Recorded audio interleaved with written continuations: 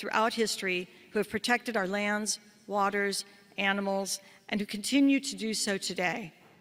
And Democrats and the Council continue to support tribes as they advocate for the United States to uphold treaty and trust responsibilities. As we meet in Chicago, we recognize and honor these traditional homelands of the Anishinaabe, also known as the Council of the Three Fires, the Ojibwe, Odawa, and Potawatomi nations. So we could not be more thrilled to have you here today. We have a great program lined up. We're going to kick it off with one of my favorite organizers, leaders, and mentors. And then after that, we'll talk a little bit about the amazing work the Council has done and move on. But I do want to say that we have like an amazing speaker list. I'm just going to go back so you can see. It's incredible. And a couple of these people have had to have schedule conflicts, so things will move around a little bit.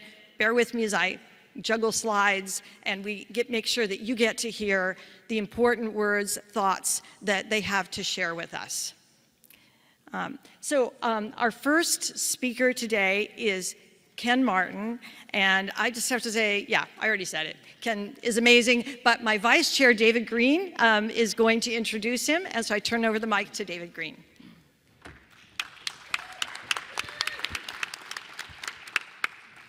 Good afternoon. My name is David Green. I'm Vice Chair of the Council and also Vice Chair of the Washington State Democrats. And in my role as Vice Chair of Washington State's Democrats, I work with the other 56 state and territorial parties. And the leader of that organization is Ken Martin, who is the chair of the Minnesota Democratic Farmer Labor Party. He is also a vice chair of the DNC, and he hails from Minnesota, so he's feeling sort of uppity over the last 3 weeks or so. And I'd like to invite Ken to come spend a few minutes with us. Ken Martin. Uppity, I like that. I'm good. Thank you so much, Michelle. How are you? There you go. Good to see you. Congrats. Welcome, Democrats. Are you fired up? All right, all right. Look, I am so excited to be here with everyone. Of course, Michelle and David and Allison. I tell you what, we are excited about what Democrats are up to. We got 76 days left to win this. Are you ready to elect Kamala Harris and Tim Walz on November 5th? Okay, good. Well, as David said, I am Ken Martin. I hail from the great state of Minnesota. Our party is the Minnesota DFL, which is the Democratic Farmer Labor Party. We are very unique in that sense, but one thing we recognize is that we are a coalition party. Of course, the Democratic Party is a coalition party, right? And I'll tell you that your voices in this room of making sure that we're lifting up climate and we're lifting up environmental issues is really important. And I want you to continue to push.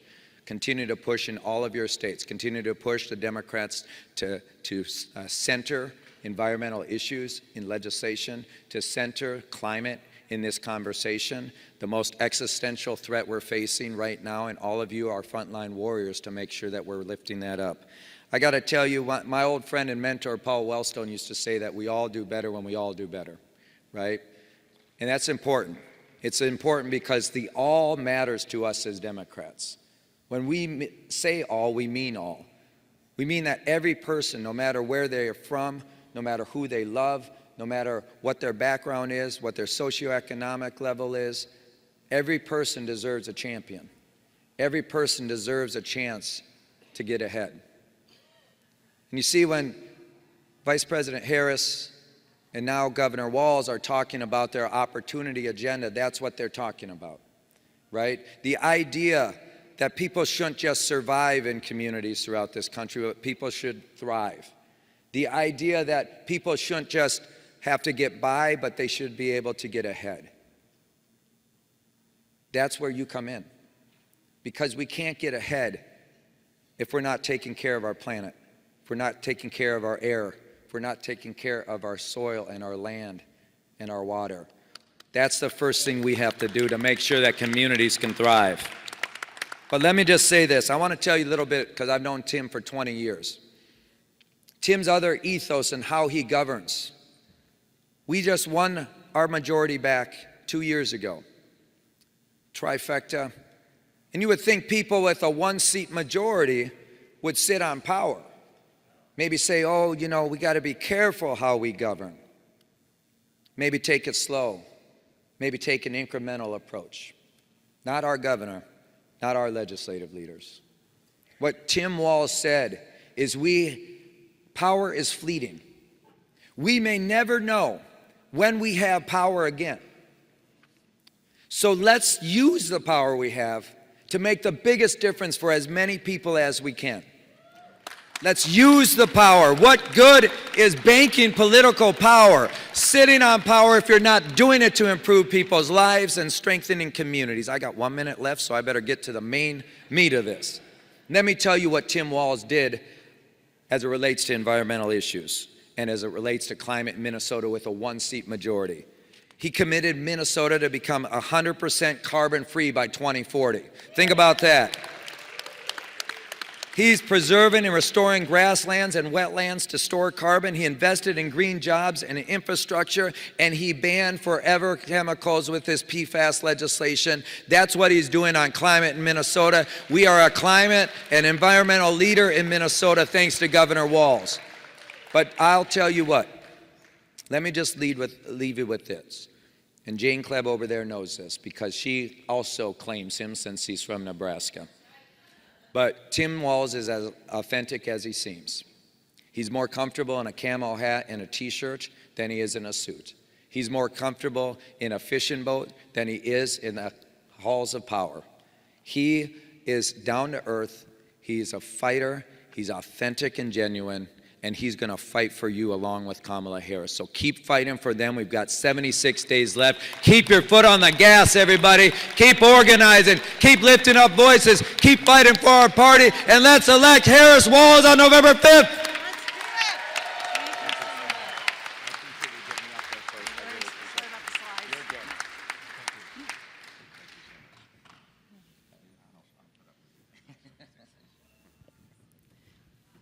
So now that we're all fired up, it's my great honor to introduce attorney, author, and advocate Christine Pelosi, who has served as a prosecutor. Yes, like let's hear some claps. And when she talks, you're going to hear about how incredibly important the work that she has done to elevate the issue of climate at the DNC and nationally. She has served as a prosecutor in San Francisco, special counsel in the Clinton-Gore administration, chief of staff on Capitol Hill, and remains counsel for We Said Enough.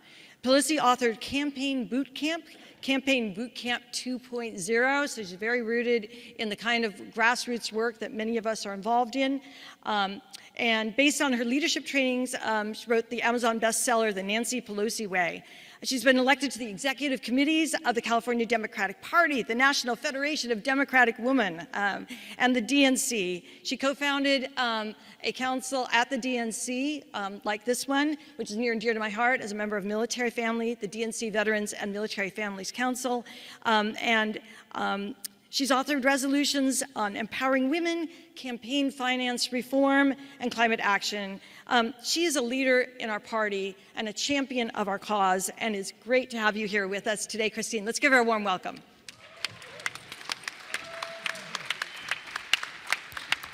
Thank you all. Thank you, Michelle. If you want to know my advice, in 3 words, follow Jane Klebb. But if you want more words than that, I'll give you more words than that. From my first political campaign, 1968, Ken Martin, I was 2 years old. My mother had 3 of us under age 4, and we were all sharing the same stroller, and she had one of those Hubert Humphrey scarves with all the H's all over it that you Minnesotans might remember. And she was wheeling us around, and we were like, Mom, how did you ever get past those no trespassing signs and no soliciting signs? And she said, I was a mother with babies in a stroller. Who was going to stop me? And the fact is, she was pregnant for most of the 60s. drove carpools for most of the 70s and volunteered until the 80s until she ran for office. So our whole ethic when we were growing up was about public service, but not in terms of running for office. So ironic that she, a shy person, would run for Congress and go from the kitchen to the Congress and ultimately to House Speaker. But I tell that story to say that is the story of this new generation coming up. It's the same things. It's moms and dads in strollers. It's people who've had enough, who are just gonna say, you know what, I'm gonna get out and do it. Who's gonna stop me? The only thing that's gonna stop me is me. The only thing that's gonna stop me is self-doubt. The only thing that's going to stop me is if I internalize the establishment telling me to wait. And so I say this as a third generation DNC member. Most of the time I've spent, the staff is probably cussing me out right now.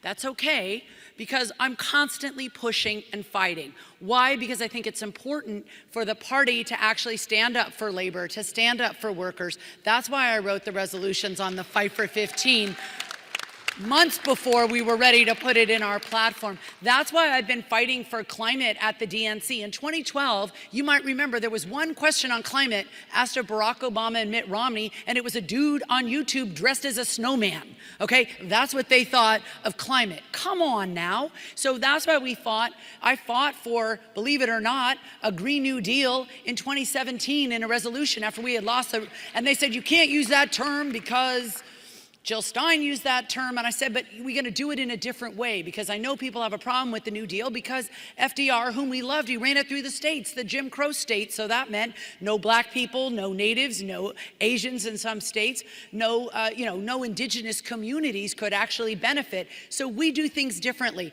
We fought and we fought, and we created the Climate Crisis Council because we pushed for a climate debate, because we pushed for the issues. We almost had a climate debate, but frankly, one of the sponsors wrote such a heinous homophobic article about Pete Buttigieg. We said, no way, we love our issue, but we love our whole community more.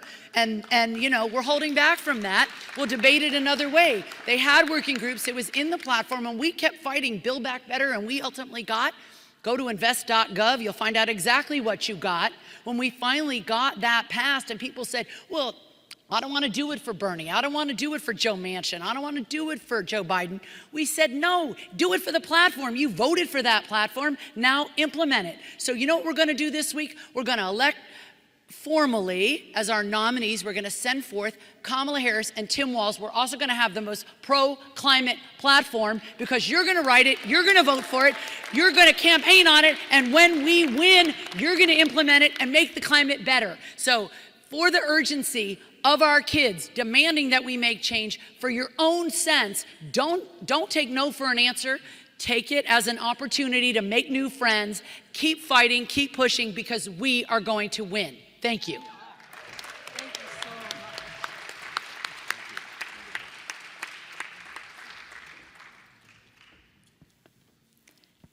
It is really important, and I feel empowering to hear about that history and to remember how far we have come as a country and as a party in addressing the climate crisis. So our next speaker, just making sure that we're queued up to, wonderful. It's my great honor to introduce one of the biggest champions that we have in Congress, Congresswoman Jayapal. I'm going to keep this super short because we need to hear from her. And does she need an introduction? No. Come on, stand up. She is amazing. Such an honor. Such an honor. Thank you so much. Thank you. Thank you so much, Environmental and Climate Council. How are you all doing? My name is Pramila Jayapal. I represent Washington's 7th Congressional District in the beautiful green state of Washington. On the other, we got Washingtonians in the room. Yes, yes, yes. And I am the chair of the Congressional Progressive Caucus. And we have almost 100 members in the Progressive Caucus, and we are about almost half of the Democratic Caucus. And I am just so proud of all of you for really pushing the climate agenda, for pushing the agenda of climate change as an issue that is environmental justice, that is racial justice, that is social justice, that is economic justice, that is climate justice. They are all deeply intertwined, and it matters how we talk about it.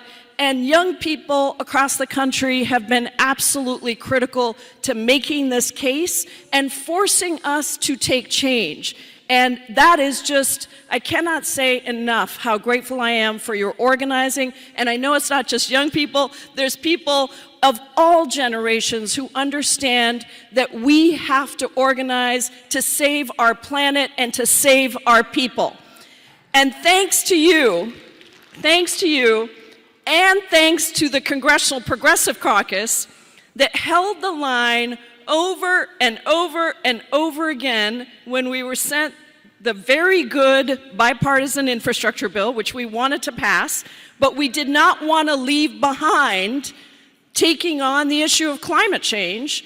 And so we insisted that we were not going to pass that bill through the House until we actually got legislation that showed us we would make the biggest investment ever in climate change.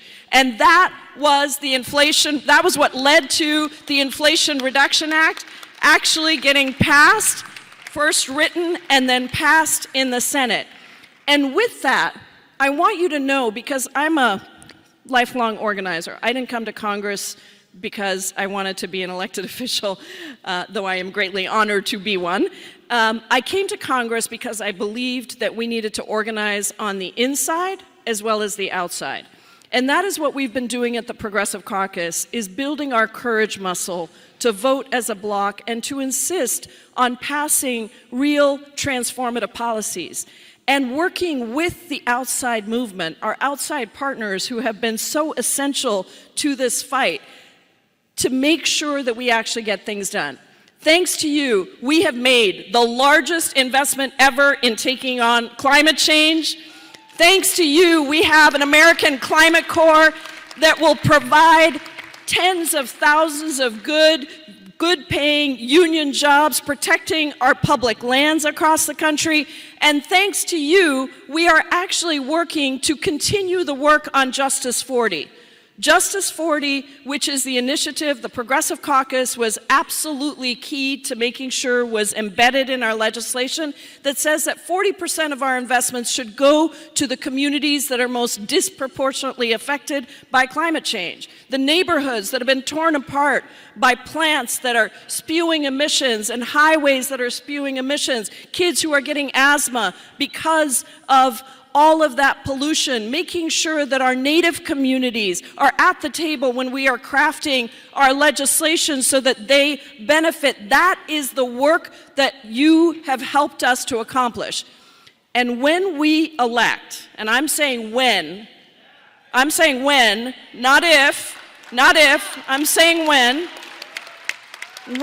we elect Vice President Kamala Harris to be our next president and Governor Tim Walz to be our next vice president, and we take back the House, because we need to take back the House, and we keep the Senate, we have more work to do to make sure that we bring forward justice for every single community, that young people have a planet that you can depend on, that you can pass on to your children, that we have a world that honors our planet and our people. And I am grateful to you for making that happen. So let's get it done. Let's go door knock. Let's go organize. Let's make it happen. Thank you all so much.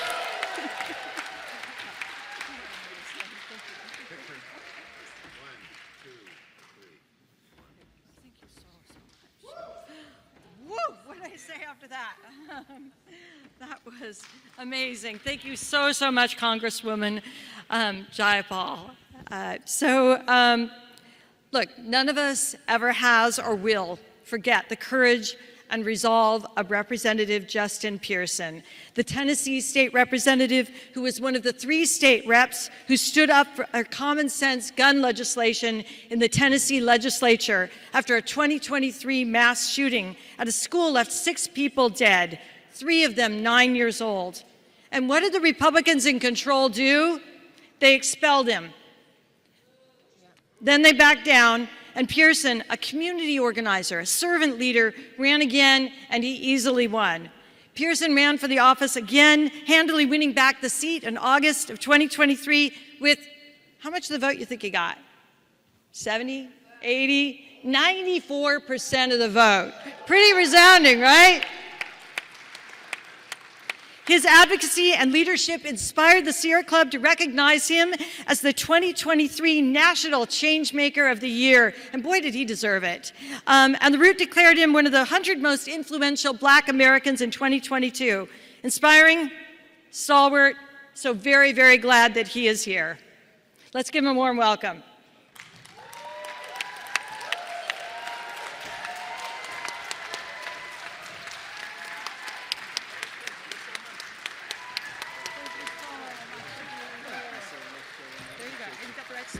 There we go.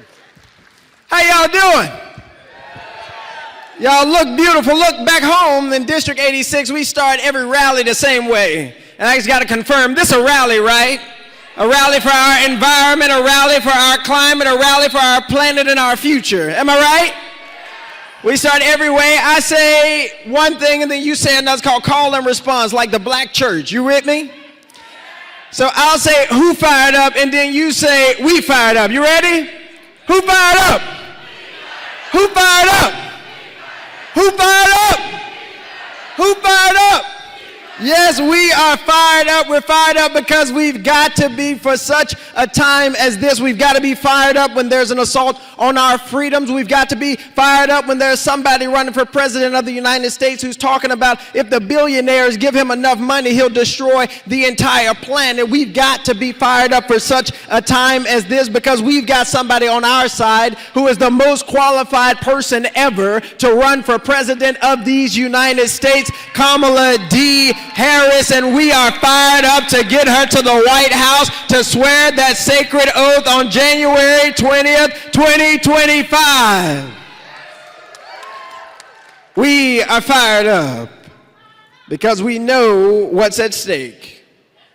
And I am grateful to each and every one of you, to Chairwoman Dietrich, this entire council, Vice President Harris and her team, to my team who is here, my family, my fiance and our Chief of Staff, Oceanae R. Gilliam. Thank you. Y'all give her a round of applause.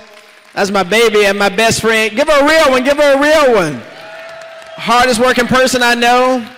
She started law school on Monday and had to skip the rest to be here with us because this movement is so strong and we have to keep this work going.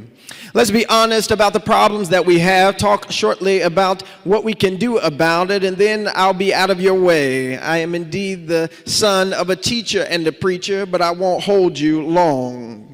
We are living in a moment and a time where the existential crises of our climate and the injustices that have perpetuated in our environment, particularly for black folk and poor white folk, and for indigenous communities and for rural communities, have for too often and too long been overlooked and dismissed. And we are dealing with a crisis now simply because 40, 50, 60, 70 years ago, when these plants were being placed into certain communities, certain people didn't speak up. If the same folk who throw in ketchup on paintings were paying attention to where the polluters were being placed 50, 60, and 70 years ago, we wouldn't be dealing with the climate crisis that we're dealing with now. What does this mean for us? If we pay attention to the people and the places that are oftentimes overlooked and underinvested in and not listened to, if we go into those cities, if we go into those counties, if we go into those communities, knowing that transformation is necessary through community power, and we use our power, our social location, and join forces together, we disrupt a status quo that hurts and harms the most marginalized, that hurts and harms those who have been made poor, and that hurts and that harms those who are already disproportionately dying from the polluters being put in their communities. Okay, somebody, y'all gonna catch this in 1 second, but give me a timeout. Let me thank Jane Klebb and Senator McKinney from Nebraska. Y'all, Nebraska, my second home. Nebraska is my second home, and Jane Klebb is one of the best pipeline fighters and energy makers and supporters that I know. I live in Westwood of Memphis, Tennessee. My family has been in Tennessee for 7 generations. And what we know is that in our community, we were redlined. We were forced to live there, and the factories built plants around the community. It has been decisions by policymakers and people that have perpetuated the pain that we, as a movement for justice, have to resolve. And when our community was faced with 2 multi-billion-dollar corporations trying to build the Byhalia pipeline through our neighborhood, they tried to destroy our drinking water, they took folks' land through eminent domain, we stood up. And we built a movement of black folks and white folks, of rich folks and poor folks, of people who didn't think it was their problem and people who knew it was their problem. We built what Heather McGhee calls the solidarity dividend. And what do we know when we fight? We win, and we defeated 2 multi-billion-dollar corporations, Valero Energy Corporation and Plains All American. We can do this. When we use our God hands, when we use our God feet, when we show up and give the best of our service to save what we know is sacred. And what we know about this election is that Vice President Harris's name is at the top of the ticket. We've got to get Governor Walz in there as Vice President. But what is also on the ballot are amazing candidates like Gloria Johnson and Tony Vargas and others. But also are our issues. Our issues are on the ballot. On the ballot in this election is whether or not we will have access to clean air for everybody. What's on the ballot is whether or not we'll ensure clean water for everybody, no matter where they live in our country. What's on the ballot is whether or not we'll have clean soil to plant in. What's on the ballot is whether kids will no longer die from asthma on our watch because of the pollution that they have. What is on the ballot is whether or not we will end the pipelines that are being built across our cities and across our counties and across our states. What's on the ballot is whether or not we will have a climate and an environment that is just. And I know one thing about it. When we go to the ballot box, when we show up at the ballot box, we will be fighting not just for ourselves, but for our futures. And when we fight, we win. When we fight, we win. God bless you.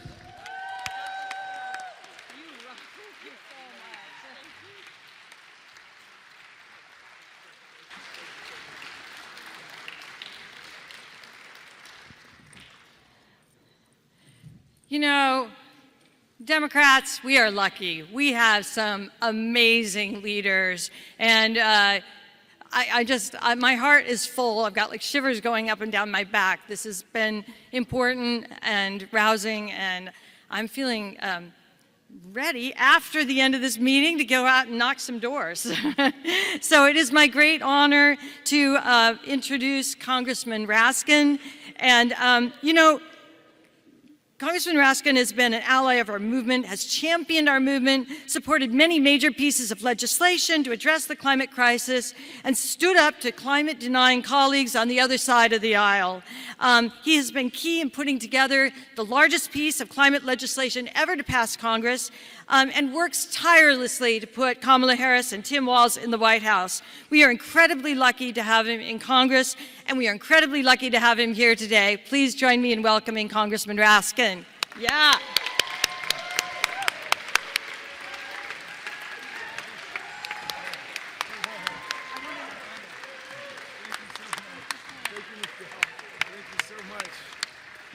Hey, you guys.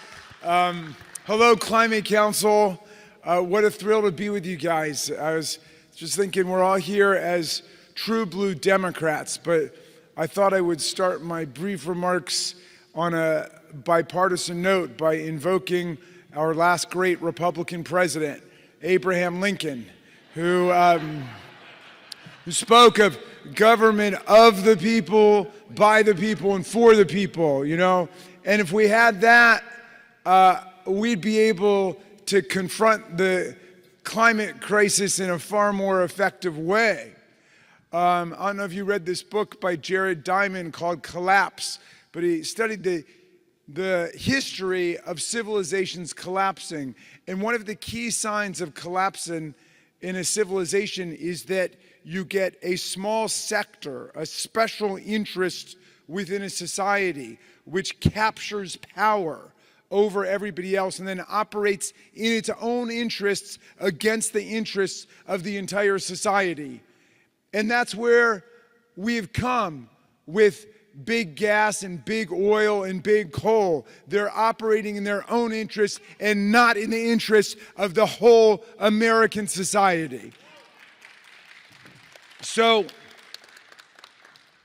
Donald Trump is their loyal, faithful servant. And, you know, he tweeted out, climate change is a hoax perpetrated on the American people by China. I tweeted back, no, Donald Trump is a hoax perpetrated on the American people by Russia. Climate change is real. You know how you can tell it's real? They're not denying it so much anymore. They just don't want to talk about it, right? They just don't want to mention it. Record drought, record forest fires, record ocean rise. All over the world, record levels of climate refugees all over the world. There's mosquitoes in the North Pole this summer. The hottest year on record last year. The hottest year on record before that, the year before that. The hottest year on record before that, the one before that. You get the picture. This year will be the hottest year on record when we get to next year. And yet, we're up against the whole corporate bureaucracy of denial. And the Republican Party, which now operates, of course, like an authoritarian cult of personality, continues to serve the interests of big gas and big oil in denying the reality of where we are. Therefore, we need to defeat all of the authoritarians, the autocrats in Moscow. We got to defeat the kleptocrats and the plutocrats in Mar-a-Lago. We got to defeat the theocrats in MAGA. And who's going to do it? The Democrats are going to do it. We're going to do it. We're going to stand for the people. You know, sometimes, all right, I'll tell one more story. I didn't realize that. Okay, I'm on a strict time limit here. I'm operating on sleep deprivation, okay? So, but I just, sometimes they cannot correctly pronounce the name of our party in its adjectival form. You know, I'll be up there. I was there with Lauren Doney. You can look this one up on YouTube. And, you know, they'll hear Nancy Pelosi speak. Okay, so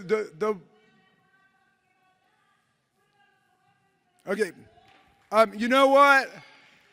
You know what? If you want to address any problem in America around the world, the Democrats are going to do it.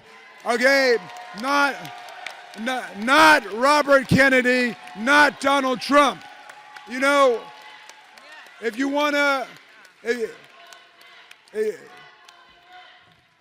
Go.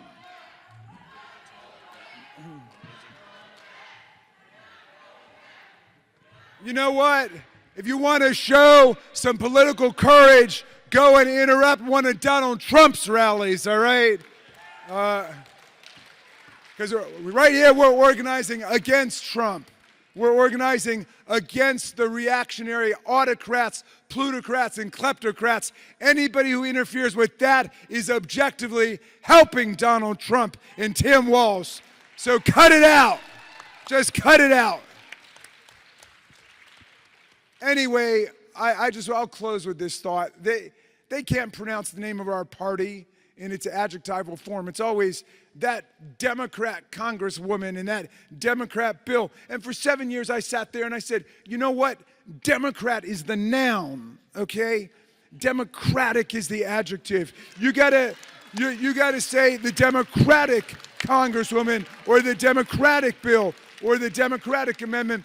And so I got mad at Lauren Boebert that day. And I said, you guys have this self-created, self-imposed political speech impediment when it comes to our party.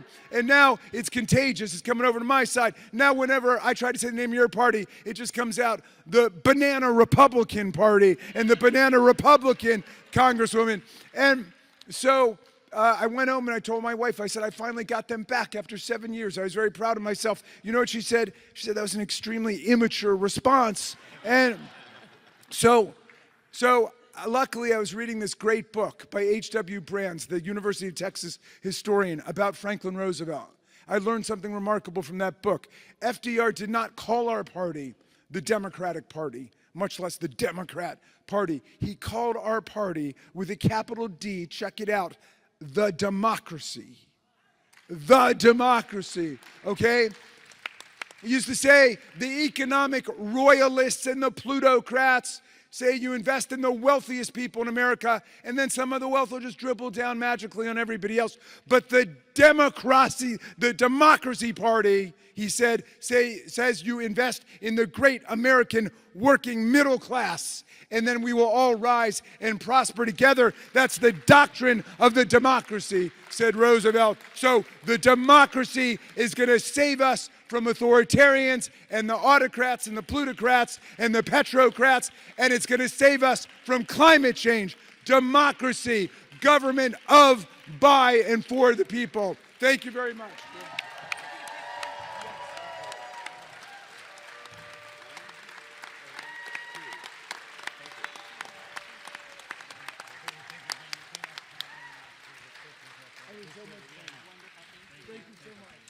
Well, as a former English teacher, I definitely enjoyed that part of the speech and all of it. That was amazing. Thank you so, so much, Congressman Raskin. So I am really excited about our next speaker. Look, we all know Vice President Harris is a climate champion, an unapologetic climate champion. She's an environmental leader, and when we elect her president, she's going to tackle the climate crisis with the scale and scope needed. Well, today we are joined by someone who is helping to make that possible, Ike Irby. Dr. Irby is a senior advisor to Vice President Harris on the Harris for President campaign. Scientist by training, Ike most recently served in the Biden-Harris administration as special assistant to the president and deputy domestic policy advisor and chief climate advisor to the vice president. And we are so, so fortunate to have him here today. Please join me. Give him a big applause.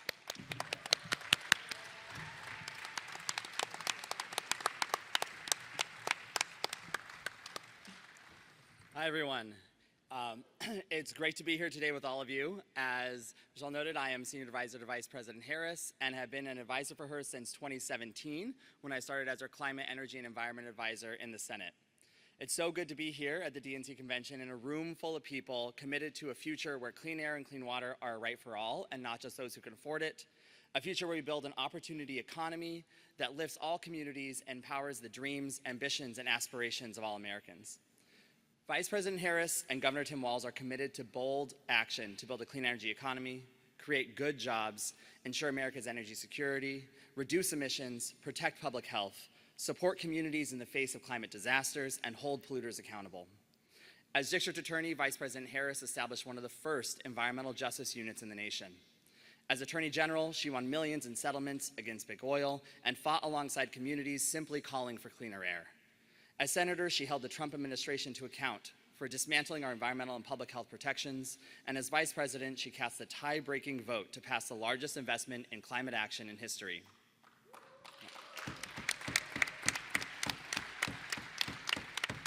This historic work is lowering energy costs, creating hundreds of thousands of high-quality jobs, bolstering our energy security and independence, and ensuring America leads the clean energy economy.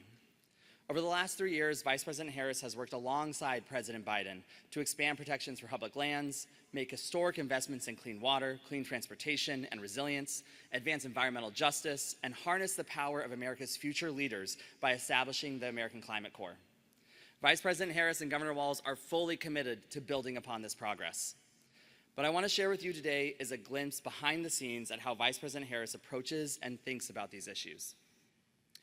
Whether it's in preparation for a visit to Lake Mead to discuss drought resilience, or a meeting with young climate leaders in Florida talking about their climate anxiety, or sitting down in her West Wing office with Administrator Regan to strategize how to get capital for clean energy projects to business owners and communities often locked out of traditional financing mechanisms.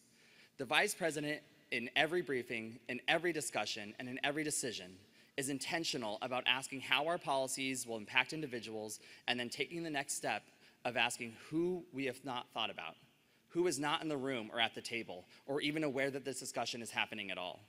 Who are we designing policy for, and how does this policy intersect with our broader work? Take the issue of lead pipes. Without the Vice President, we would not be able to say that we are on track to remove every lead pipe in America.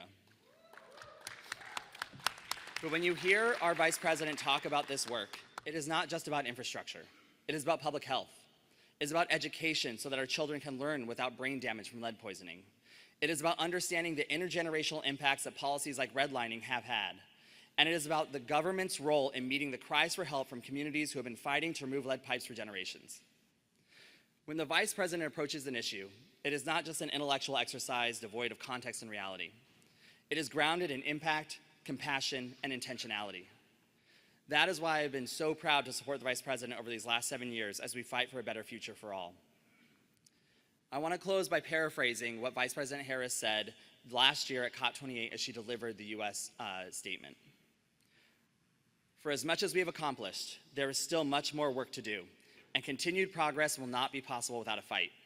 We know there are those who seek to slow or stop our progress, leaders who deny climate science, delay climate action, and spread misinformation. But in the face of their resistance and in the context of this moment, we must do more. So now, DNC Environment and Climate Council, I ask you, are you ready to put in that work in the face of this resistance? We are the underdogs, and there are powerful forces out there that do not want us to win. We have 76 days to get this done and elect our next president, Kamala Harris. Thank you.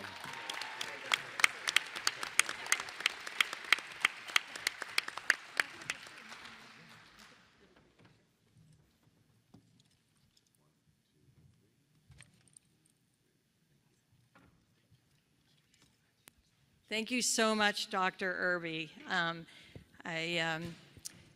It's nice to get sort of look a little bit behind the scenes, and you know, part of great leadership is picking great advisors. And I know from my experience, I'm honored to have some experience interacting with Dr. Irby, that he's an amazing, wonderful advisor, and I feel so good about his being part of what's going to happen for the next 4 years, building on the historic accomplishments of the Inflation Reduction Act and the bipartisan infrastructure law.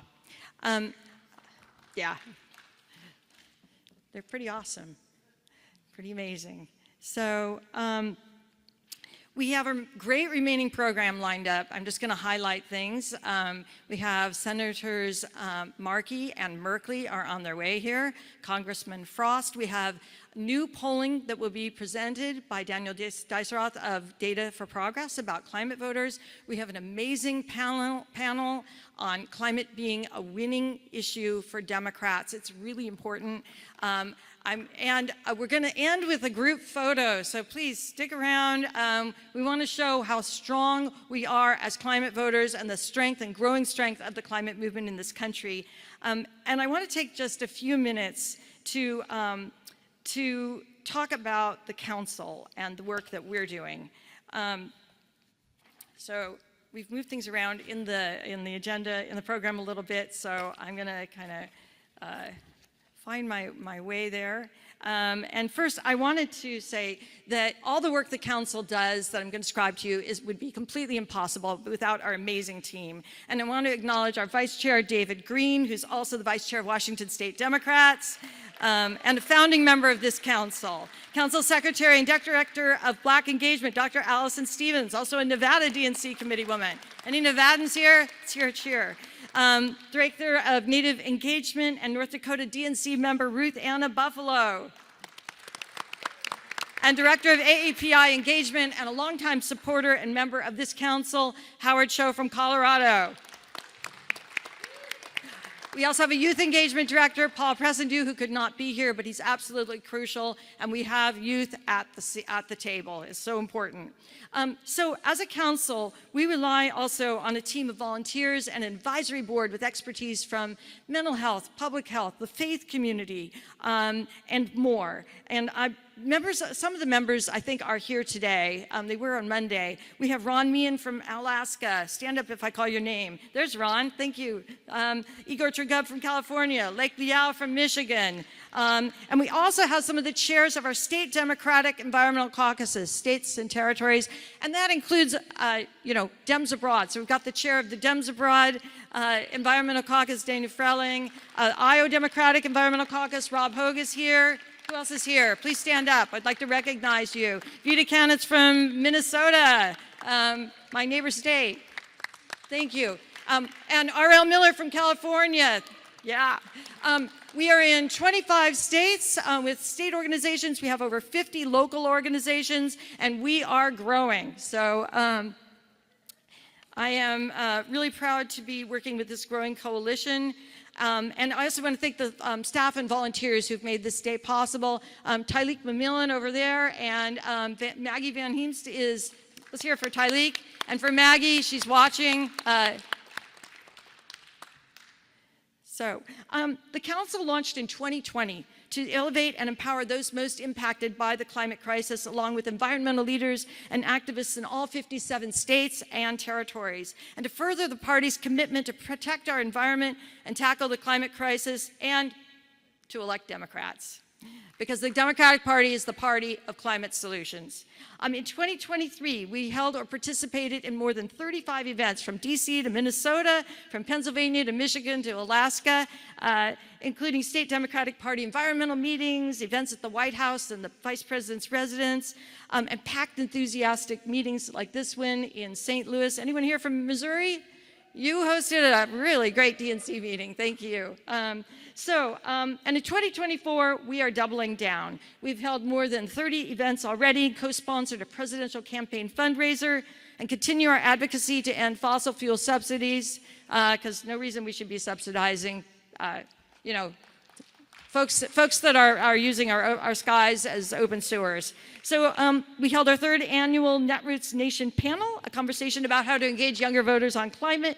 And this election year, we continue to tour the country in person and virtually, holding events in red states, blue states, purple states, I don't know, any other colors. Is Alaska a white state or snowy state? So climate is on the ballot in 2024 in every election. And a significant part of our work is organized by these state Democratic Party environmental caucuses that we've had some of the representatives, some of the leaders stood up. And it's Democratic Environmental Network. We affectionately call it DEN for short. And you can see here the states that we're in, the states we're organizing, and the national organizations. Really proud that recent launches have been in Iowa, in DC. High school Democrats have an environmental caucus, which is really awesome. Yeah, a way to get involved from the beginning about an issue they care deeply about. During our Earth Month 2024 mobilization, we supported and publicized more than 30 Democratic environmental events across the country. Our distributed events map, you should go to our website, dncclimate.org, and bookmark it. It provides support for Democratic climate events, outreach to drive visibility and attendance. We're glad to post yours. We're glad to do outreach to support it. Your events. We offer messaging assistance to state groups and parties to help win on climate. So again, please sign up now. Go to dncclimate.org, and if you are interested in getting the slides that will be presented later on climate messaging and polling, you sign up for our newsletter, you will get them. We don't do fundraising, so just really great newsletters a couple times a month. And please connect with us on social media as well. So I could not be more thrilled now to introduce someone who has been such an important leader for all of us. And I'm going to find the slide. There we go. Wondering who is it? You have to see where I stop on the slides. Oh, there we go. Anyone from Oregon here? Yeah. Yeah, so I'm absolutely, whoops. Okay, Well, do you want to come up and find the slide for me? Yeah, just slide. Okay. We're going to go back to the end, sorry. This is for the sake of those who are online or watching with closed captions. It's just really important to get that right when we can. So, apologies. So, Senator Merkley was raised in a union family in Oregon. First in his family to graduate from college, he lives in the blue-collar neighborhood that he grew up in. But he sees opportunity for working Americans slipping away as the powerful rig America's politics and economy. He fights for people who need a chance. He's about justice. He's about equity. He is leading fights to protect voting rights, kick hedge funds out of the housing market, secure fairer drug prices, reform the filibuster, and hold corporate polluters accountable. And every day, he takes on the powerful, trying to and working hard to create a better future for us all. And I'm so glad to welcome Senator Merkley.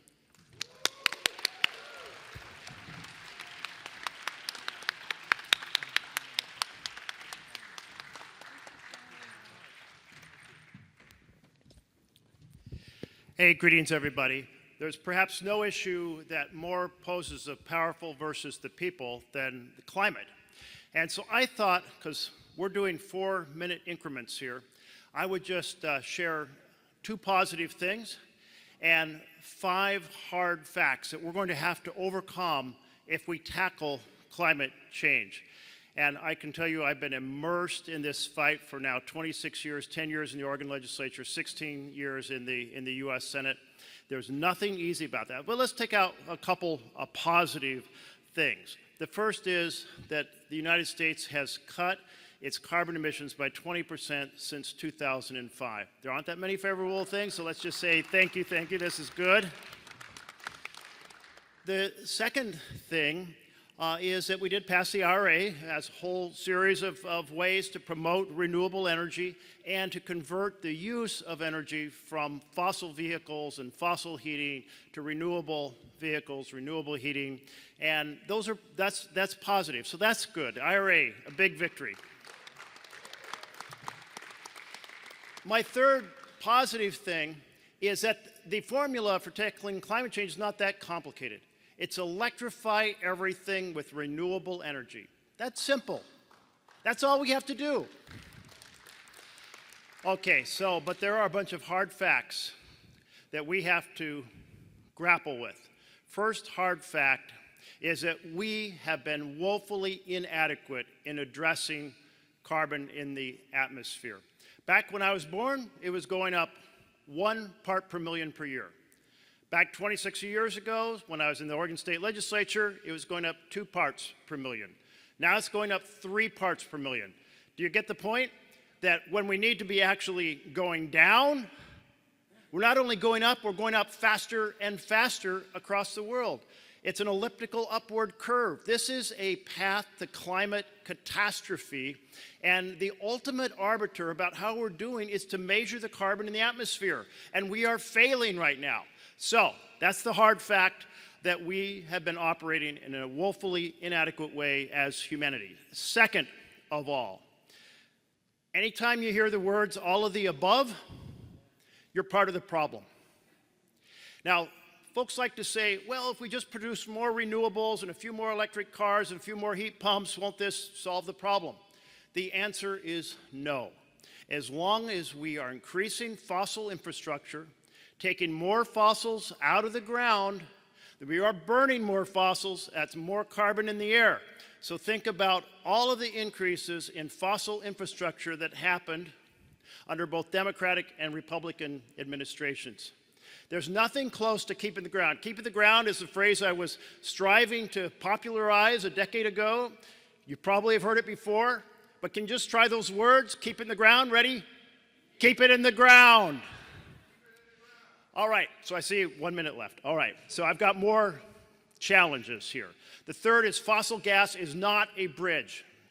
If fossil gas is worse than local coal, if you're transporting it through LNG. It's equal to local coal if you're not. Yes, it's cleaner in particulate matter, but in climate terms, it's not. And so all of those stories about a bridge to a renewable future and so forth, they are false. Fossil gas, please call it fossil gas. Call it methane. Do not call it natural gas. There's nothing natural about pulling it out of the ground and killing our planet. The fourth hard fact, solving this problem takes United States leadership. We have to have the power example. We don't have the power example if we're continuing to build more fossil infrastructure. United States has to be a key to this. We are the largest footprint per person among the developed world. Our average is 16 tons per person per year. The global average is 4. We have to have the power of our example, and that means all of the above has to be tossed out. Keep it in the ground has to be our mantra. And so finally, we have to reform the filibuster, because in a democracy, the fossil fuel world has so much power because they have so much money. 1% of their net profits is $3 billion a year invested in our political system. They can buy our democracy. We have to change the rules. In the Senate, that means we must end the minority Republican veto that stops us from doing good policy.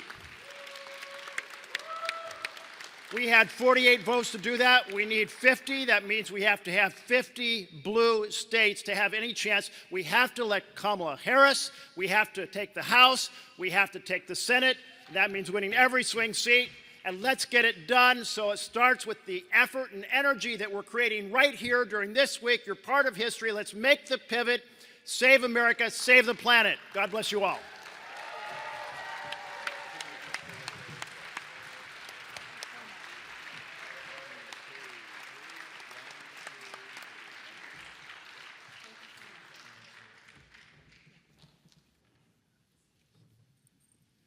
We are addressing technical issues. We will be back shortly.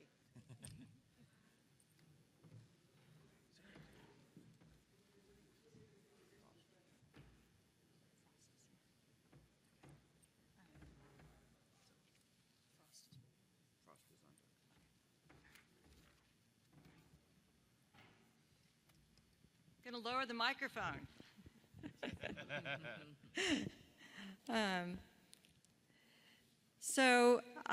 The first member of Generation Z to be elected to Congress, Maxwell Alejandro Frost, is proud to represent the people of Central Florida. Yeah.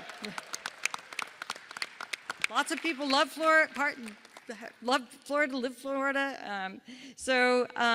As a young member of Congress and Afro-Latino, Congressman Frost brings a fresh, progressive perspective to an institution that was formerly out of reach for young, working, Black, and Latino Americans.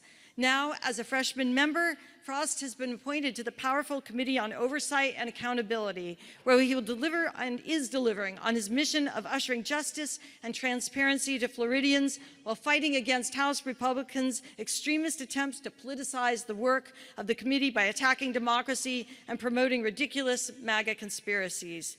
In Congress, Frost is committed to representing the people of his hometown in Orlando and Central Florida and being their voice in Washington, D.C. He's laser focused on working to deliver change and results on issues of housing affordability, health care, abortion rights, LGBTQ+ rights, voting rights, climate change, and more. He is a rising star in our party, and I couldn't be more proud to have him here. Thank you so much for being here, Congressman Frost. Thank you so much. I appreciate it. Thank you. How's everybody doing? Well, it is so good to be here today, and I appreciate the introduction. I'm Congressman Maxwell Frost. I am proud to be from the great state of Florida. I'm a Florida man, through and through. Well, listen, y'all, I'm going to be pretty brief, but I want to take a moment to talk a little bit about the coalition and what it means to organize around the climate crisis. I'm actually excited about the opportunity and ability to look within this struggle and figure out how we can atone for the wrongs done to marginalized communities across this country as we fight this existential threat. that we know that the cost of doing nothing is far greater than the cost of taking bold action right now. I want to tell you, I come from a state that is a frontline community in the climate crisis. Many of you know right now, the water surrounding the state of Florida is the temperature of a hot tub. That hot water is fuel for hurricanes. Hurricanes now are lasting longer, creating more destruction, killing more people, and displacing more people. My district of Orlando, Florida, received hundreds of thousands of people from the island of Puerto Rico. After Hurricane Maria, those folks had to move to Florida. Those folks are the largest group of climate refugees to move to this country. Not just that, but extreme heat is killing more people than ever before. We are experiencing some of the hottest, not just summers, we used to just as hot as summers, hottest time periods that we ever have. Did you know that extreme heat is killing more people than hurricanes and tornadoes combined?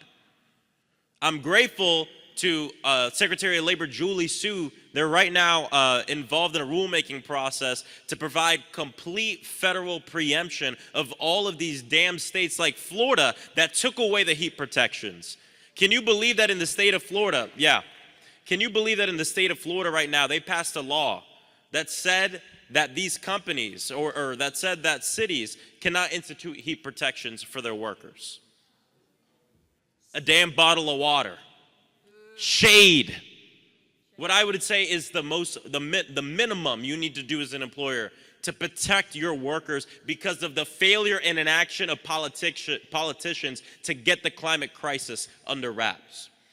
But I'll tell you, because all of this is going on in my state right now, for the first time, there are people I've never met before, people that I disagree with on a lot of things that are coming out of the woodwork, coming up to me, coming up to organizations and saying, Maxwell, I'm a conservative, but I'm a business owner, and these hurricanes are hurting my wallet. What can we do about the climate crisis? I mean, it's a damn shame it takes hitting your wallet to care about the existential threat of humanity. But I want to end with this. More people are joining this movement right now because the climate crisis isn't coming, it is here. And we got to make sure we're ready as a movement to bring these folks in, to broaden this coalition. And so my ask of everyone here is, as we go back to our homes on Friday, let's go out in our communities. Let's go into these marginalized communities filled with workers who are working in these hot suns and this extreme weather. Bring them into this movement so we can tell the true story of this country and how we must come together to save this planet and to save humanity. Does that sound good, y'all? All right. Well, hey, thank you so much. It's good to be here. God bless you. And let's save this planet. Thank you.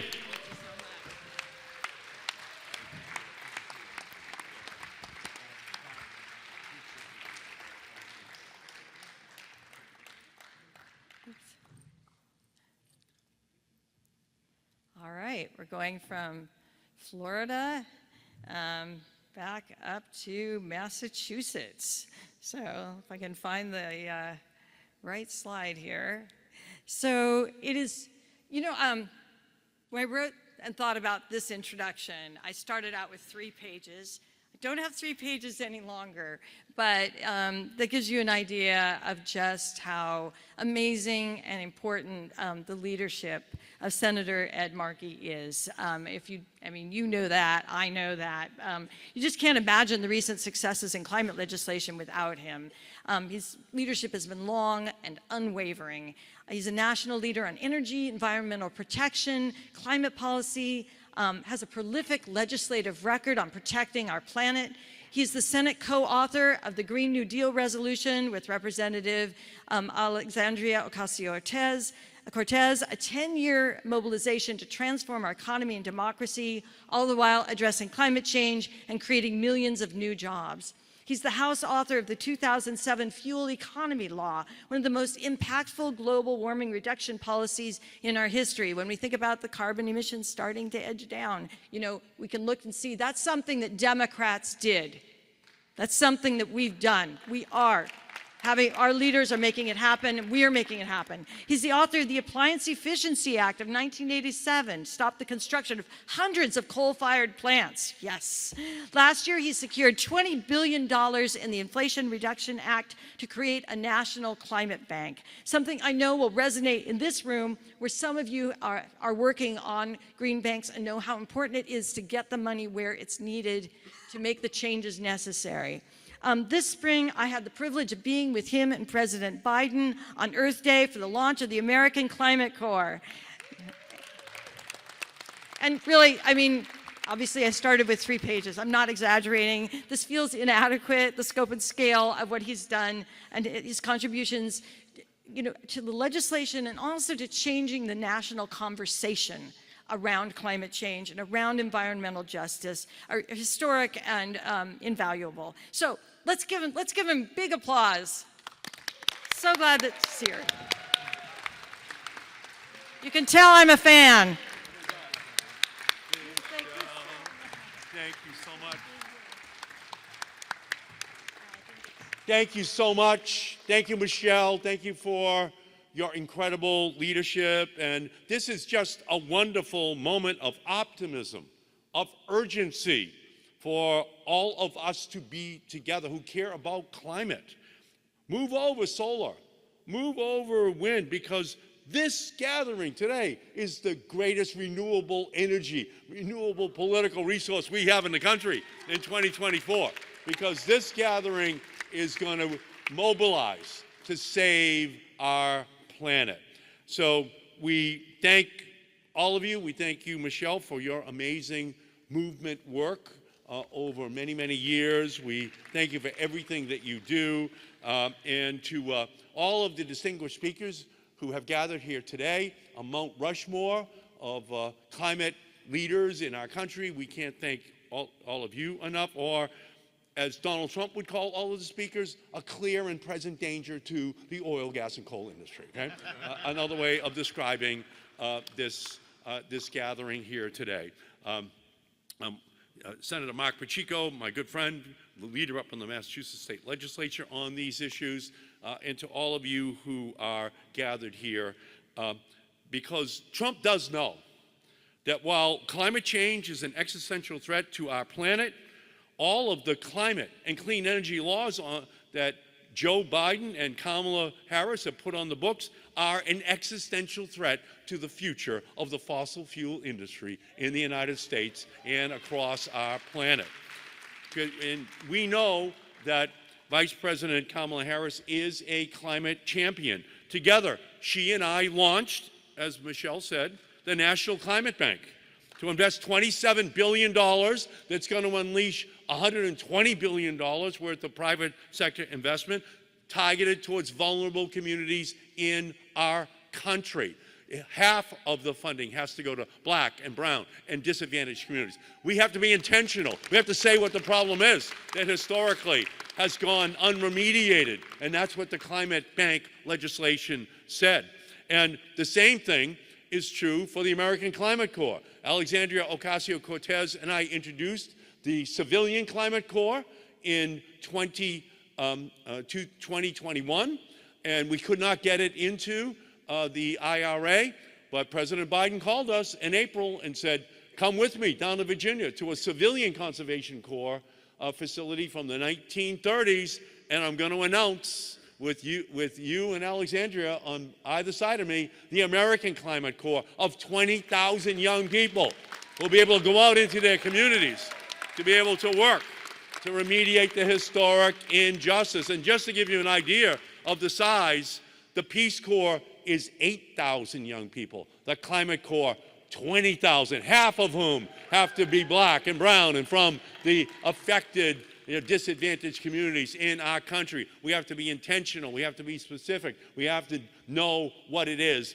that is the problem. And what Joe Biden and Kamala Harris have done is to make sure that the IRA is pointing these clean energy jobs towards union jobs, high-paying union jobs. And do you know who prosecuted and collected billions of dollars from oil companies and from corporate polluters as Attorney General? Kamala Harris. Do you know who secured $20 billion for homeowners during the foreclosure crisis? Kamala Harris. And do you know who cast the tie-breaking vote 2 years ago to pass the Inflation Reduction Act, otherwise known as the biggest climate bill ever passed in the history of the world? Kamala Harris. She broke the tie. And while she was helping to grow our clean energy economy, to stand up for jobs and justice, she's taken on the Billionaire Boys Club, which is the Heritage Foundation, which is all those billionaires who are going to give $1 billion to Donald Trump to take all of the wind and solar and all electric vehicle and battery storage technology subsidies off the books. And you know what our message to them is? We know you're not going to stop trying. We're not going to stop trying. We're going to go into this election because we know that Donald Trump wants to make America great again by making America hate again. And we know if he gets elected, clean energy investments, clean water, clean air protections are gone. The Paris Climate Agreement, gone. Tax breaks for wind and solar, all electric vehicles, gone. Under Trump and Republicans, the IRA is DOA. So we have a choice. Are we going to fight? Are we going to stand up? Are we going to stand by Kamala? Are we going to make sure that she becomes the greatest climate president in the history of our country? Let's go, stand and fight. Let's get this done for our country and for the planet. You are the leaders. This is the time. This is the place. We must get this done. Thank you all so much.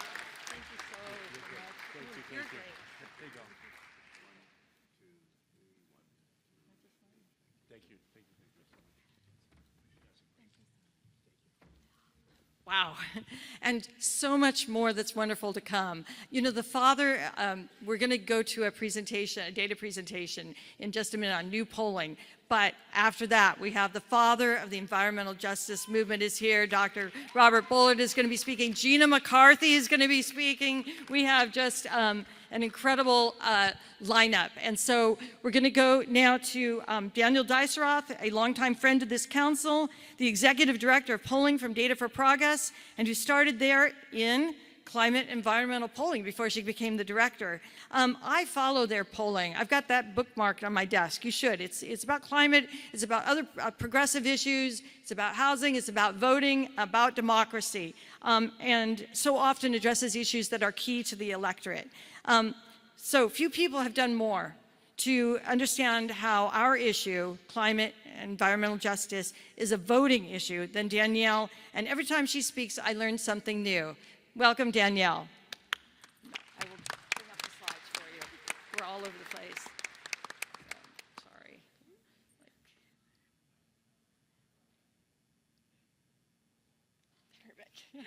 Thank you so much, Michelle, and thank you so much for having me here today and to be among such incredible climate leaders. It's such an honor to be here. So, hi, my name is Danielle Diceroth. I'm the executive director at Data for Progress, and I'm excited to share with you new research that we've conducted this summer on climate change and the 2024 election. So just to level set with everyone, according to the Yale Program on Climate Change Communications, the share of Americans who have grown alarmed or concerned about climate change over the past decade has risen sharply. And what we find in our research is that about 3/4 of voters are at least somewhat familiar with the topic of climate change, and just over half say the same about environmental justice. And voters are learning about these topics primarily from the news, but also from witnessing, seeing, or hearing about extreme weather events, from talking to people they know, and from seeing posts on social media. Looking back at 2020, climate change was a major issue, especially for voters who supported President Biden. Just over 2/3 of Biden voters, according to the Pew Research Center, said climate change was very important to their vote in 2020. And researchers from Tufts University found that climate change and the environment was one of the top issues for young voters in 2020. Now, in 2024, we find that almost a third of voters say that climate change is more important to their vote this year than it was in 2020. And this is especially true for Democrats, young voters, and Latino voters. Just to really underscore this point, only 28% of all voters say that a candidate's stance on climate change is not at all important to their vote, compared to over half who say it is an important factor, and 14% of voters who say that climate change is a deal breaker on whether or not they will support a candidate. Now, what do voters know about Vice President Harris's plans to address climate change? Well, we find that almost half of voters have a positive view of Vice President Harris's plans, and that number skyrockets to almost 2/3 when we look at voters who say they've heard at least some about her plans. And this underscores the importance of communicating Vice President Harris's record to voters over these next few months. With our partners at Climate Power, we've found that Vice President Harris's record and actions on climate change throughout her career enjoy widespread bipartisan support. Voters are especially excited about Vice President Harris's longstanding efforts to curb air and water pollution and hold big polluters accountable. The record between Vice President Harris and Donald Trump on climate change could not be more different. And voters strongly agree with Harris's views about holding big polluters accountable, compared to few who agree with Donald Trump's statements about drill baby drill and denying climate change. Moreover, over half of voters agree with Vice President Harris's views that Donald Trump is in the pocket of big oil, whereas very few agree with Donald Trump's statements that the quote-unquote Green New Scam is costing Americans trillions of wasted dollars.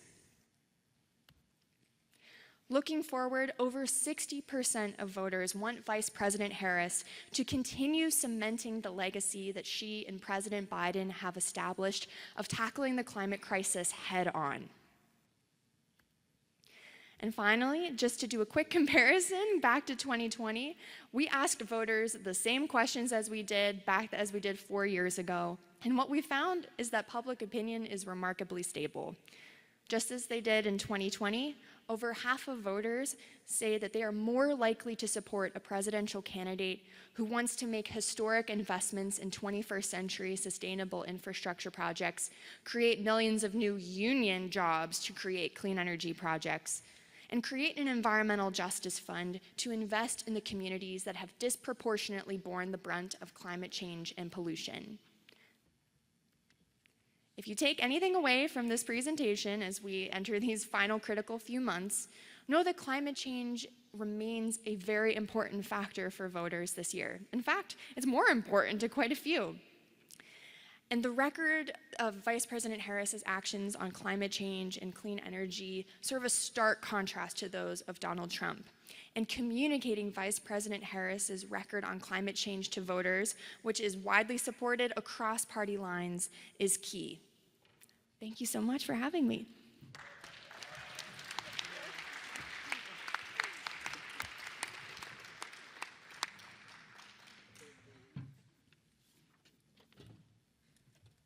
Oops. Not ready to send you out the doors yet. Are you having a good convention? Yeah, me too. Wait. I know the slide's here, and I'm just having trouble finding it, so we're gonna just, so I'm really, really excited. I'm a big fan of our next speaker. Gina McCarthy is a career public servant in the best sense of those words. She has served in both Democratic and Republican administrations, and we're so incredibly lucky for her to have played this major role. She was the first White House National Climate Advisor, former US EPA Administrator, and is absolutely, and for very good reason, one of the nation's most respected voices on climate change. Her leadership led to the most aggressive action on climate in U.S. history, creating new jobs and unprecedented clean energy innovation and investments across the country. Her commitment to bold action across the Biden administration supported the climate and clean energy protections in the bipartisan infrastructure law and the Inflation Reduction Act, those pieces of legislation that we really need to get the good news out about, as Danielle's presentation made really clear. So I could list a dozen different organizations she is associated with, does important work with, but I think it's easier to just say that if our movement had a rock star, it might well be Gina. She's been, and we're so glad that she's here.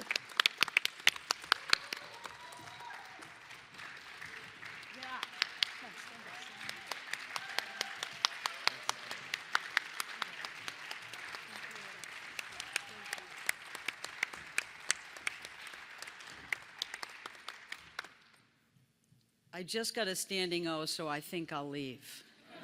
You got to get on a high note. Michelle and Council, thank you so much for inviting me today. It really lifts my spirits to be here with so many committed people who have been working their butts off. That's a technical term we all know. They're working their butts off every day to tackle climate change with the urgency that science and the future of our kids and grandchildren demand. And I applaud you for being here and the work that everyone is doing.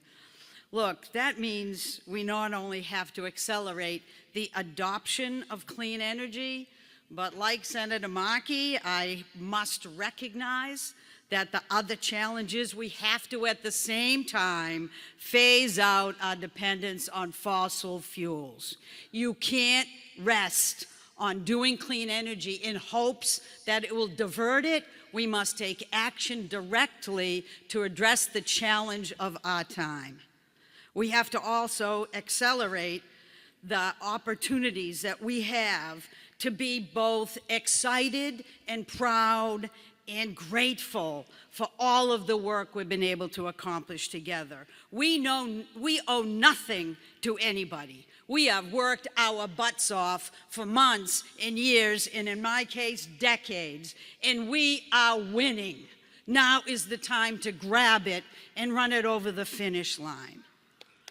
Look, I couldn't be more excited and thankful about President Biden and his incredible leadership on climate change, as well as Vice President Harris's commitment to implement with everything that President Biden thought of and worked for, because he knew the challenge that we were facing. And President Biden and Kamala Harris stood up and did the job they had to do. And because of that, we are better off than we ever anticipated.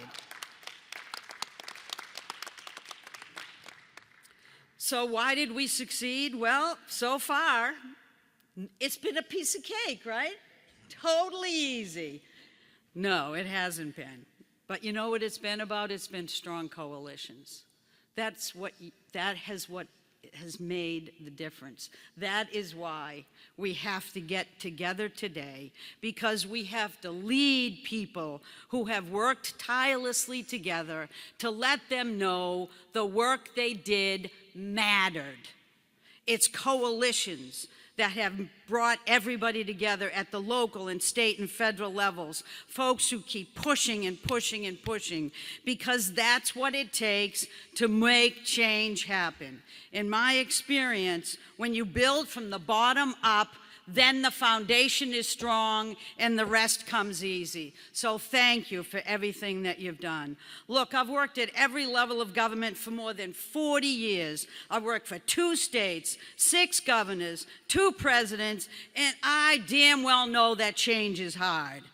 But don't ever tell me that change doesn't happen. I have seen it happen with my own eyes. And while it all too often takes blood, sweat, and tears, well, that, my friend, is both the frustration and the wonder of a democracy. And that's a democracy that we have to protect. That's a democracy that we must stand up for. You know, today, because of the work of Joe Biden and others, honestly, change is afoot. We can see it, we can feel it, we can smell it. And you know, I always will and always will be an eternal optimist. because I know that hope springs eternal. I know that with the bipartisan infrastructure law, the IRA, the CHIPS and Science Act, your voices were heard. And the voices of the communities, especially those who have been left behind and disinvested in for far too long, are being heard and lifted up. That's what democracy requires. That's the work we must do together. So I want to thank you, because today we can and we must turn the threat of climate change into the biggest opportunity that our country and our world has ever imagined. Our kids, our grandchildren, our lives depend on it. So stay focused, stay hopeful, and by all means enjoy the journey forward. Thanks very much. Had me in tears there. Thank you. It is.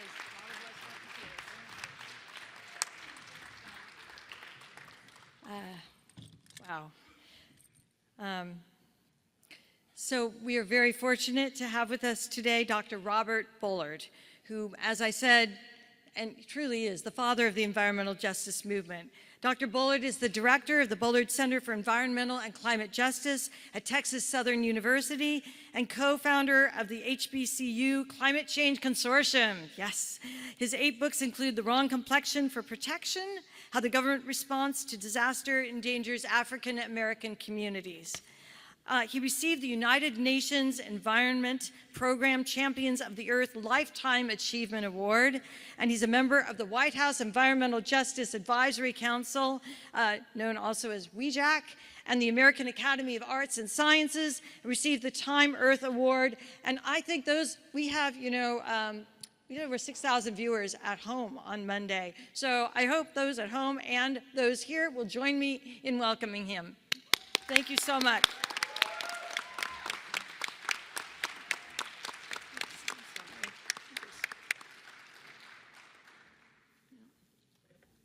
Good afternoon. Good afternoon. There's something happening. I am proud to be here. My name is Robert Bullard. I'm a teacher. Seems like teachers are in style these days. I'm a scientist. I'm a scholar. I'm also a Vietnam-era Marine Corps vet. Hoorah! I'm also a climate warrior. It was more than 4 decades ago I started a journey for environmental justice before it had a name in Houston, Texas, a petropolis. The idea that some communities are not created equal. There are some that are more equal than others. And if a community happens to be poor, community of color, or physically located on the wrong side of the track, it receives less protection. That is not right, that is not fair, that is not just. Climate change is more than parts per million greenhouse gases. It's also about justice, fairness, and equity, and vulnerability and responsibility. So when we fashion policy to address climate change, we must take those issues into account. Back in 1979, environmental and climate justice was just a footnote. Today, it's a headline. I witnessed 2 signings of presidential executive orders, one in 1994 in February by President Clinton, and in April of 2023 by President Biden, another executive order. One was in the Oval Office, the other was in the Rose Garden. We're talking about 29 years apart. We have made tremendous progress, but we have a lot of work to do. The quest for justice is a race, but it's no sprint. It's a marathon relay. I know there's no such race. But you run your 26.2 miles and you pass the baton to the next generation to run that race. I've been doing this for 40 years, but we don't have 40 years when we talk about climate change, this threat to humanity. What we have to do is to build strong infrastructure, not just bridges and roads, which is great, but social infrastructure that can insulate our communities when we talk about this threat, whether it's floods, hurricanes, wildfires. Yes, in Houston we had a derecho. Now, I don't know if you know the derecho, but it's a hell of a wind came through Houston, blew out all the windows, trees down, flooding. We used to plan for disasters June through November. That's hurricane season in the Gulf Coast. But we had a winter storm, Uri, a freeze in February in 2021, which went down to 9 degrees in Houston. So we have to plan for disasters January to January. We can't let up. Our movement for justice, climate and economic justice, environmental justice, is a movement to bend this moral arc. As Dr. King said, the moral arc of the universe is long, but it bends toward justice. We are in the business. Our movement is to get justice, environmental justice, economic justice, food and water justice, gender justice, justice for all. It has to be our North Star. Thank you very much.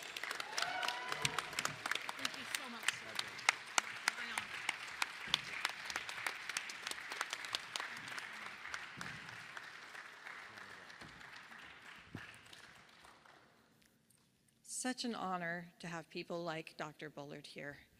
I'm moved and yeah, that people are sharing their time and that you are sharing your time. Thank you.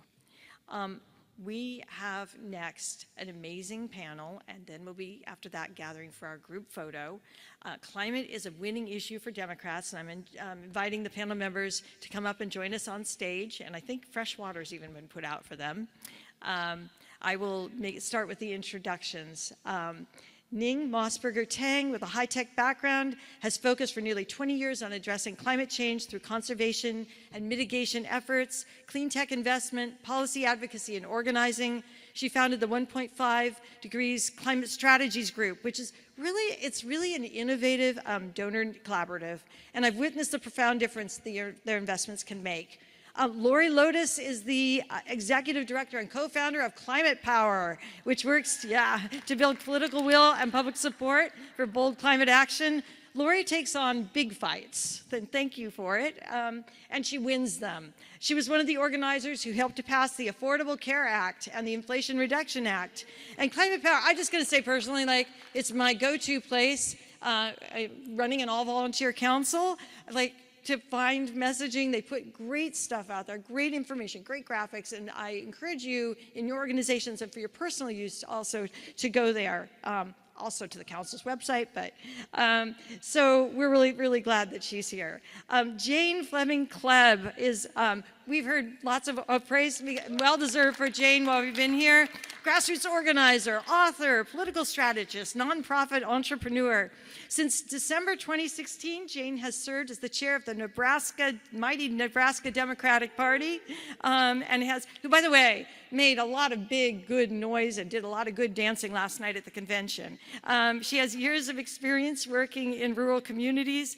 If you haven't yet, get her book, Harvest the Vote. It had a profound influence on me. I've read it twice now as a person who lives in a rural area and is a farmer.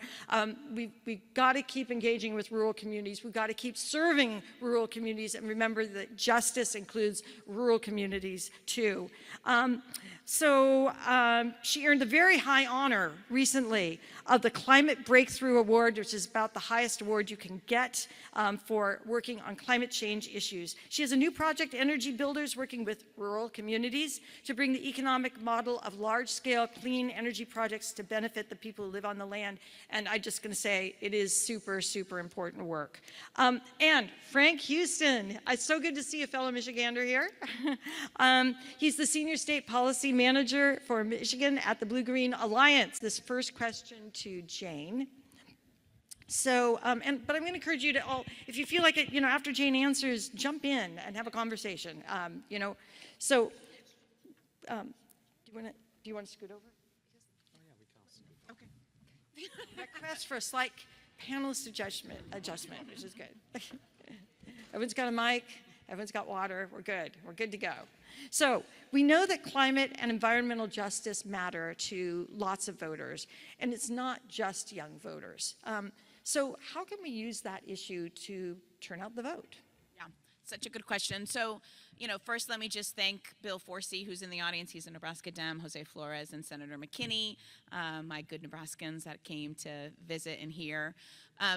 When we often use the word climate, it sometimes alienates voters. And so, my advice is always to find a local issue that's impacting the land, air, and water and start connecting the dots for folks.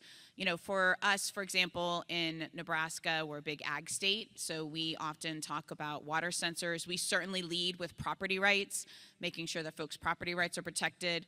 That not only includes farmers and ranchers on eminent domain against fossil fuel projects, but it also means tribes getting their land back to protect their sovereign rights. So we really try to connect the heart to folks' voters. Voters are voting with their gut, and they're voting with their heart. And certainly Democrats love our facts and our policy papers.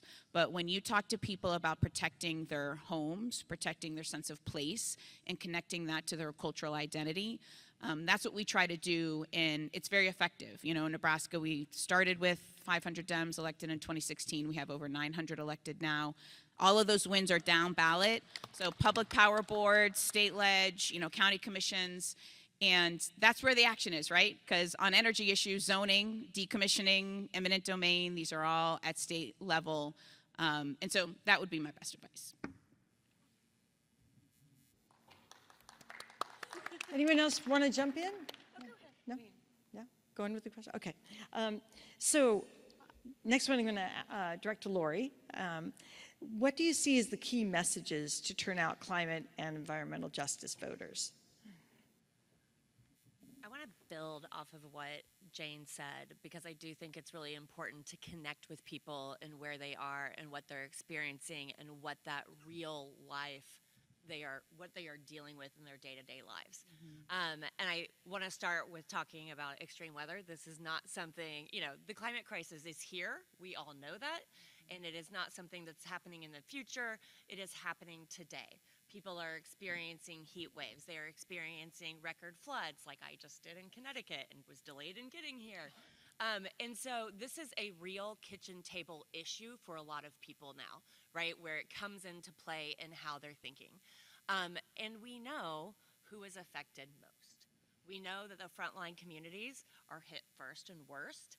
And we need to connect all of these points back to people's lives and what is driving people to vote and how they're thinking about their vote is their personal finances. Now, there's a lot more that goes into it, right? But that is what this election is really about, is the economy and what the vision is on how we deal with this economy, or deal with the economy and bring prices down. And what we see is this incredible contrast, right? There is no issue like climate change in this election where the difference is just so stark. You have one candidate, Kamala Harris, who has been fighting for clean air and clean water her entire career. She fought against big oil and got a $50 million settlement because of the pollution that big oil put in their water, right? And so that is up against someone who thinks climate change is a hoax. And he took away 125 protections for our air, our water, our land that he dismantled while president. And there is no doubt, he asked for $1 billion to enact the oil and gas agenda, that he is going to not only revoke 125, he's going to go even further. There's been 330,000 new clean energy jobs in communities all across the country, in communities in Nebraska, in communities in Georgia and Arizona and Michigan, and everywhere in between. In the Project 2025 agenda, his extreme agenda is about taking all of that away, right? It's about putting more chemicals into our air and water and taking away the jobs that are revitalizing communities and that have brought manufacturing back to the United States. So I do think this it is making that economic case, but really connecting it back to what people see and feel in their own communities, like Jane was saying. Yeah, Frank. Yeah, I want to build on that. couldn't agree more. And I think a lot of us have a personal story or an example of how we've seen that contrast play out in our neighborhoods and our communities. For instance, myself, I grew up in Michigan, left the state for a while. And when I came back and lured my now wife from Florida up there, which bringing a Florida woman up to Michigan in the winter can sometimes be hard. But was, I think, even more hard and surprising to both of us than the weather was just candidly that we relocated right to Lansing, Michigan within a short jog of a major GM plant that, let's just say, was on its way down. And I think it's safe to say that when we would knock doors or when you would meet people in the community, more often than not, you're running across someone who lost their job, was on their way to losing their home often, and were hanging on by a thread to have any hope for something better in the future. So fast forward now, I can't tell you how surreal it is with this current administration and our former governor, now Secretary Granholm, to come in just about a month ago into Lansing, and we're once again at the plants that are now being revitalized and transitioning to build the vehicles of the future, to build our electric vehicles, right down the road from where there'll be a $1.7 billion just private investment in a battery plant for Ultium, and to just see that turnaround and know that how that affects workers, how that affects the community, how that affects our ability to take on climate change. And so I just think, I mean, Michelle Obama said it the best last night, right? Like, you can just see that hope is making a comeback. And it's real, and I think that's what we need to talk about. When that announcement about, you know, it's easy to say, oh, IRA bill, and they become these short little things and chip, but for the average person in a community to be able to say this complicated worded thing that's called a domestic manufacturing blah, blah, blah grant, this is what's keeping this community alive. And it's not just 700 UAW workers at one plant. It's the other small businesses, and just the feel of the community is different. So hope is back. I'll echo it. So my name is Ning Mosberger-Tan. First, I want to thank Michelle for inviting us here today to talk about this really important issue, because I have been working on climate change since 2006. Before that, I was in the tech sector, but then I just realized that I have to do something about climate change back in 2006. And over 10 years, I realized that the most important impact I can make on climate change is to making sure that voters are engaged and we win elections, and then we can implement policies. So I think that's why the topic today is so important, you know, for all of us to talk about. I want to share that I live in Colorado. I live in Boulder, Colorado. It's a really beautiful place. I have been there since 2006, but we have experienced a few weather disasters. We had to evacuate because of flooding and because of 3 fire dangers. And one time we had to evacuate. I remember that it was a Sunday, you know, all 4 of us were in the house. We played a nice round of game, and then after that we walked to the window, and then I just saw this flame outside of the window. It's burning. It's like the trees are burning right outside the window, probably like, I don't know, 100 feet away from us. So we are like, okay, we better leave this place, right? So we had 1 minute to pack up and leave the house, make sure that we took our dog, you know, and then we took a few possessions, and that was it. And then at that moment, the police was knocking on the door and said, hey, you guys better get out now. I said, all right, we are getting out. So that happened to us like 3 times. I don't know why we are not moving, but, you know, we just love the place. And I still believe that we can do all we can to prevent the worst consequences of climate change by doing this work, electoral work and policy work and engagement work of the communities, and making sure that, you know, things are going to get on the right trajectory, right? And then to prevent, you know, things like that to happen to families in the future. And we do want to stay in Colorado, and we love Boulder. So we're not going to leave, but we're just going to be there and then try to fix the problem. And I just want to address what Michelle asked earlier, like the messaging for climate. I think it's really depending on, you know, different kind of voters, right? When you talk about, for example, voters in Montana who cares about public land, and you talk to them about, you know, Tester, he wants to protect the public land, and then on the other side, and they want to exploit, you know, the public land for fossil fuel industry development and whatnot. So I think that resonates deeply with voters in Montana. And then when you talk about Colorado voters, a lot of us many of us care about the outdoors, right? So the outdoors industry, ski industry, the mountaineering, everything is connected with climate change. So you talk to these people and say, what do you think about the future of your favorite sport or your industry? And that would really motivate people. So I think it's really depending on like different who you want to message. And that's why the work that Climate Power is doing here is so important, because they're very data-driven, making sure that the message actually get well tested and actually resonate with the voters they're trying to reach. Thank you.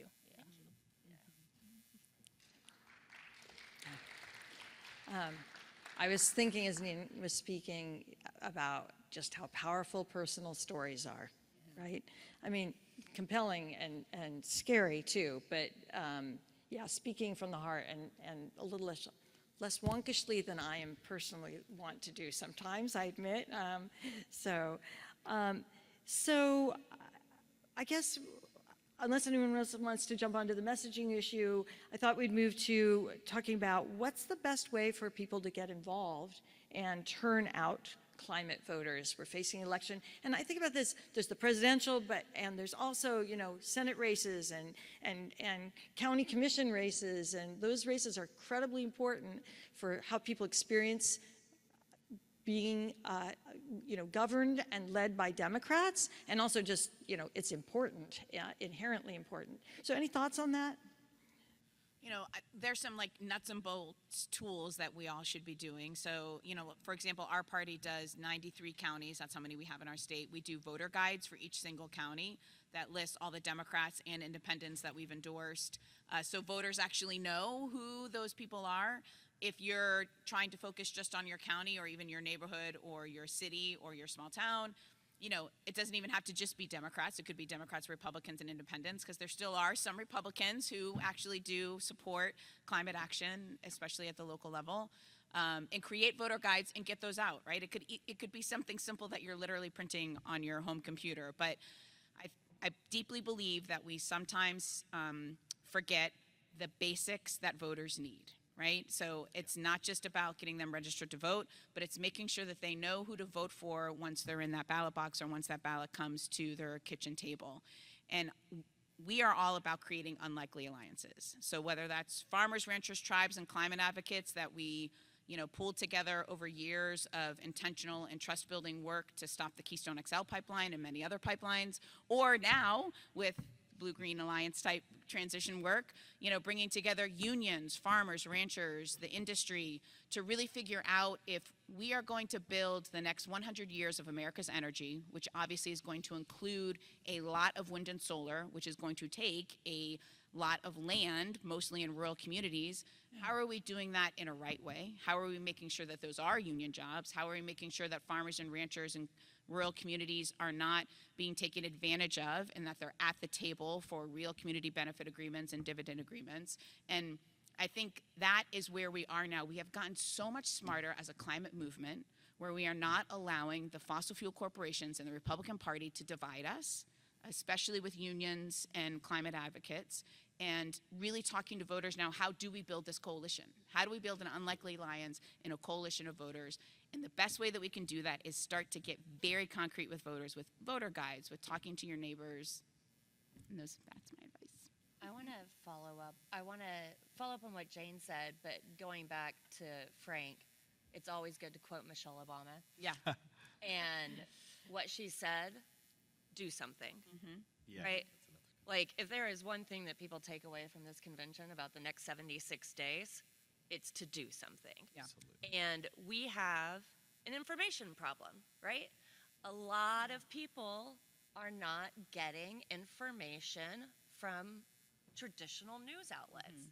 They don't trust them anymore. They are trusting the person that they follow on TikTok, who is living their best life, and they're getting their information that way. And especially the younger people are, the more, in some ways, anti-news they are, and the more distrusting they are of information.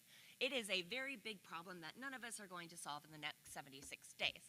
However, we can talk to our friends and family. We can share information. We can get, I am a fact person. I like policy. I like facts.